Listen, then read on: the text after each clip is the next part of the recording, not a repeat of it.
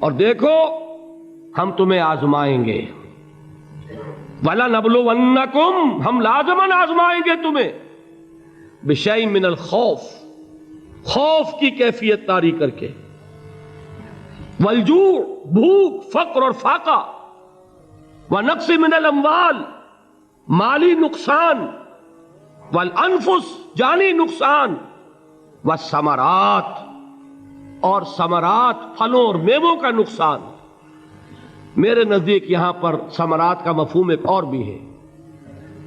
ایک تو صاف تھا کھجور کی فصل تیار ہے، غزوہ تبوک جانے کا حکم مل گیا، کون اتارے گا؟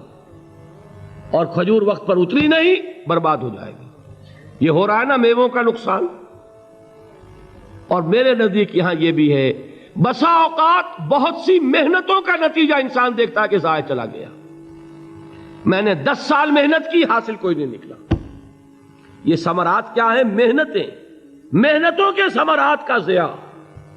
کوشش آپ نے کی، قسمت کی خوبی دیکھی ہے، ٹوٹی کہاں کمن، 2-4 ہاتھ جب کے لبے بام رہ گیا۔ Be prepared. ایک شاعر کے یہ اشعار ہیں، وہ کمیونسٹ تھا، میں نام بھی نہیں لیتا، لیکن یہ کہ یہ اسی انقلابی، چونکہ ان کا بھی ایک انقلابی نظریہ ہے، انقلابی عمل میں یہ سارے مراحل آتے ہیں۔ کوئی سیٹ بیک آیا، فرض کیجئے کوئی ناکامی ہو گئی، تو اپنے ساتھیوں کو دل بندھانے کے لیے یہ فصل امیدوں کی ہمدم اس بار بھی غارت جائے گی، سب محنت صبحوں شاموں کی اب کے بھی اکارت جائے گی۔ میرے نزدیک یہ ثمرات کا جو لفظ یہاں آیا ہے، وَنَقْصٍ مِّنَ الْأَمْوَالِ وَالْأَنفُسِ وَالثَّمَرَاتِ، سب محنت صبحوں شاموں کی اب کے بھی اکارت جائے گی۔ دھرتی کے کونوں کھدروں میں پھر اپنے لہو کی کھاد بھرو، پھر مٹی سینچو اشکوں سے، پھر اگلی رت کی فکر کرو، پھر اگلی رت کی فکر کرو، جب پھر ایک بار اجڑنا ہے، ایک فصل پکی تو بھر پایا، تب تک تو یہی کچھ کرنا ہے۔ ایک مقصد ہے سامنے، انقلاب برپا کرنا ہے۔ ایک کوشش ناکام ہو جائے کوئی پرواہ نہیں، نیکسٹ، پھر تیار رہو ناکامی کے لیے۔ ایسا نہ ہو جو انگریزی میں کہتے ہیں hope for the best but be prepared for the worst. ایسا نہ ہو کہ دوسری مرتبہ ناکام ہو کے بددل ہو جاؤ، تمہاری ہمتیں جواب دے جائیں، نہیں، پہلے سے تیار رہو کہ دوسری مرتبہ بھی ناکامی آئے تو آئے، لیکن جب تک کہ کامیابی حاصل نہیں ہوتی ہمیں یہ کام کیے چلے جانا۔ دیکھیے سیرت میں آیا کہ نہیں یہ واقعہ؟ بدر میں مسلمانوں کو فتح ہوئی تو احد میں زک پہنچی کہ نہیں؟ 70 صحابہ شہید ہوئے کہ نہیں؟ اگر ان کی ہمتیں جواب دے جاتی تو گاڑی کیسے چلتی آگے؟ تو فرمایا وَلَنَبْلُوَنَّكُمْ بِشَيْءٍ مِّنَ الْخَوْفِ وَالْجُوعِ وَنَقْصٍ مِّنَ الْأَمْوَالِ وَالْأَنفُسِ وَالثَّمَرَاتِ، ہم تمہیں لازماً آزمائیں گے، خوف کی کیفیت سے، فقر و فاقے کی کیفیت سے، بھوک سے، جان کے نقصان سے، مال کے نقصان سے، محنتوں کے حاصل کے ضائع ہو جانے سے۔ وَبَشِّرِ الصَّابِرِينَ، اور اے نبی بشارت دیجئے صبر کرنے والوں کو، الَّذِينَ إِذَا أَصَابَتْهُمْ مُصِيبَةٌ، وہ کہ جب ان پر کوئی تکلیف آئے، کوئی مصیبت آئے، کوئی آزمائش آئے، قَالُوا إِنَّا لِلَّهِ وَإِنَّا إِلَيْهِ رَاجِعُونَ، وہ یہ کہیں کہ ہم اللہ ہی کے ہیں، اللہ ہی کی طرف لوٹ جانا ہے۔ یہ وہی انداز ہے جو میں نے فارسی کا شعر سنایا تھا آپ کو کہ سر تسلیم خم ہے جو مزاج یار میں آئے۔ وہ ہمارا مولا ہے، ہمارا آقا ہے، اگر اسے یہی منظور ہے تو ہمیں بھی یہی منظور ہے۔ میں نے تسلیم و رضا کی بات کی تھی نا، آپ کو کچھ شعر سنائے تھے، ایک شعر اور سنیے، اور یہ کس کا ہے؟ محمد علی جوہر کا۔ ایک مرتبہ جیل گئے، ان کی ایک بیٹی جوان بیمار ہوئی، فوت ہو گئی، باہر چھوڑا انگریز نے، جاؤ بھائی دفن کر دو بیٹی کو۔ دوسری مرتبہ جیل گئے، دوسری جوان بیٹی اسی مرض میں مبتلا ہوئی، اب یہ جیل میں ہے، خبر پہنچی کہ دوسری بیٹی کے اوپر بھی اسی مرض کا حملہ ہوا ہے۔ ایک نظم لکھی ہے جس کا آخری شعر یہ ہے، تیری صحت ہمیں منظور ہے لیکن اس کو نہیں منظور تو پھر ہم کو بھی منظور نہیں۔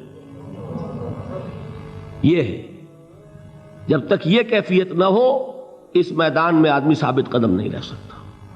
کہ میرے رب کو اگر یہ منظور ہے تو یہی مجھے منظور ہے، اور تیری صحت ہمیں چاہیے تو ضرور، لیکن ہمارے رب کو منظور نہیں تو ہمیں بھی منظور ہے۔ راضی برضائے رب۔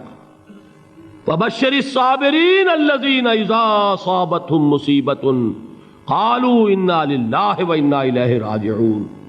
نہ شود نصیب دشمن کے شود ہلاک تیغت، سر دوستہ سلامت کے تو خنجر آزمائی۔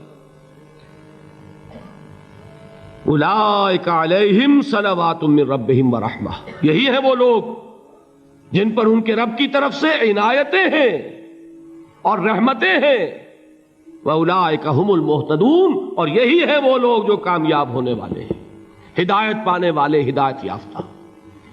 اسی سورہ بقرہ میں ذرا آگے چل کر، یہ تو ہے 20واں رکوع، 19واں رکوع، 21ویں رکوع کی پہلی آیت ہے لَيْسَ الْبِرَّ أَن تُوَلُّوا وُجُوهَكُمْ قِبَلَ الْمَشْرِقِ وَالْمَغْرِبِ وَلَٰكِنَّ الْبِرَّ مَنْ آمَنَ بِاللَّهِ وَالْيَوْمِ الْآخِرِ وَالْمَلَائِكَةِ وَالْكِتَابِ وَالنَّبِيِّينَ وَآتَى المال على حبه ذوي القربى واليتامى والمساكين وابن السبيل والسائلين وفي الرقاب وأقام الصلاة وآتى الزكاة والموفون بعهدهم إذا عاهدوا والصابرين في البأساء والضراء وحين البأس۔ اب یہ آیت جو ہے سورۃ العصر میں جو مضامین آئے تھے سارے اس میں موجود ہیں۔ وہاں ایمان کا لفظ آیا، یہاں 5 ایمانیات کی تفصیل آ گئی، اعمال کی تفصیل آئی، اور آخری بات وہاں کیا ہے وَتَوَاصَوْا بِالصَّبْرِ، اور یہاں کیا ہے وَالصَّابِرِينَ فِي الْبَأْسَاءِ وَالضَّرَّاءِ وَحِينَ الْبَأْسِ، اور صبر کرنے والے، اصل نیکی ان کی ہے جو صبر کریں، کس میں؟ جنگ کے وقت، ذرائے، بأسائے، بأسا کہتے ہیں فقر اور فاقہ، واحد آئے گا باس تو اس کے معنی جنگ، اور باسا جمع میں آئے گا تو فاقہ، فقر، بھوک، اور ذرائے جسمانی تکلیف، ضرر، جسمانی تکلیفوں میں صبر کرنے والے، فقر اور فاقے میں صبر کرنے والے، اور جنگ کے وقت صبر کرنے والے۔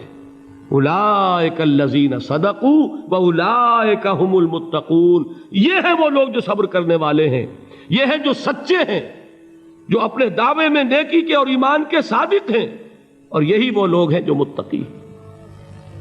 اگلی سورت ہے سورہ آل عمران، اس میں 2 لفظ آئے ہیں، آخری آیت یا ایھا الذین آمنوا اصبروا وصابروا ورابطوا واتقوا اللہ لعلکم تفلحون۔ دیکھیے یہاں صبر اور صابر جو تعلق جوہد اور جہاد کا ہے وہی ہے صبر اور مصابرت۔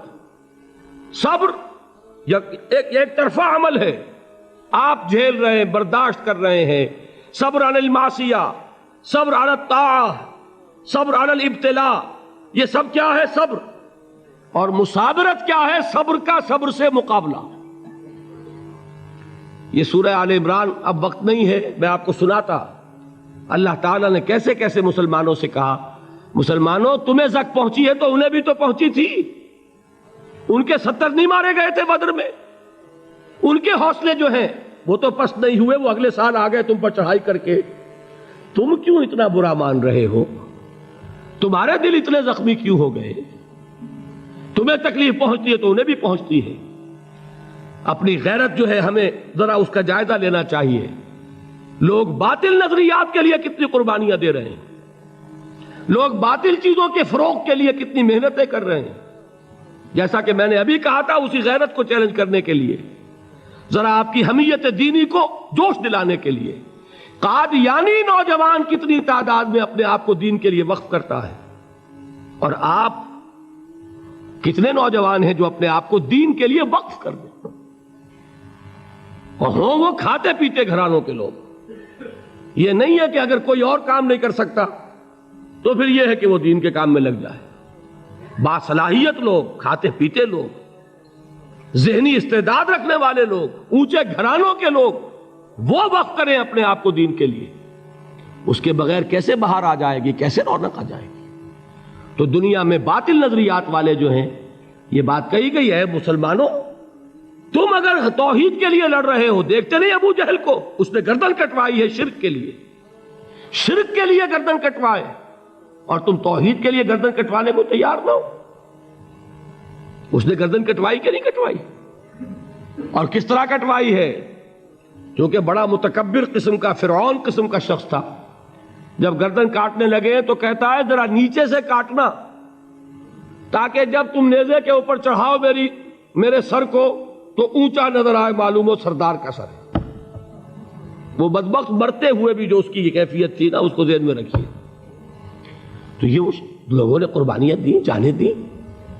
تو فرمایا اگر تم ان سے زیادہ قربانی نہیں دو گے، یہ جو نوٹ کر لیجئے اس کو، مجرد اگر حق کو غالب کرنا اللہ کے ذمے ہو تو آنے واحد میں غالب کر دے گا، تمہیں تکلیف ہی دینے کی ضرورت نہیں. سمجھ رہے؟ کیا اللہ کے مقابلے میں کوئی باطل کی طاقت ٹھہر سکتی ہے؟ یہ تمہارے ایمان کا امتحان ہے، یہ تمہارے خلوص کی آزمائش ہے، یہ تمہارے امتحان کا ثبوت درکار ہے کہ اللہ تعالیٰ دیکھنا چاہتا ہے تم اس کے لیے اپنی جانیں قربان کرنے کو تیار ہو کہ نہیں، تم اس کے لیے تن من دھن لگانے کو تیار ہو کہ نہیں. اور یہ جان لو کہ اگر کفار اور مشرکین اور ملحدین اور باطل نظریات والے وہ جو کچھ قربانیاں اپنے باطل نظریات کے لیے دے رہے ہیں، ان سے زیادہ اگر تم نہیں دو گے تو حق غالب نہیں ہوگا.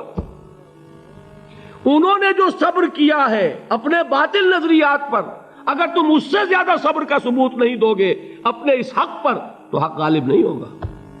اس لیے فرمایا یا ایھا الذین آمنوا اصبروا وصابروا. نہ صرف یہ کہ صبر کرو بلکہ صبر میں اپنے دشمنوں سے آگے نکلو، ان کے صبر سے بڑھ کر صبر کرو. وَرَابِطُوا، مرابطہ کہتے ہیں چوکس رہنا، ہوشیار، پہرا دو. ایسا نہ ہو کہ دشمن جو ہے غفلت میں تمہارے اوپر کوئی حملہ جو ہے کر بیٹھے.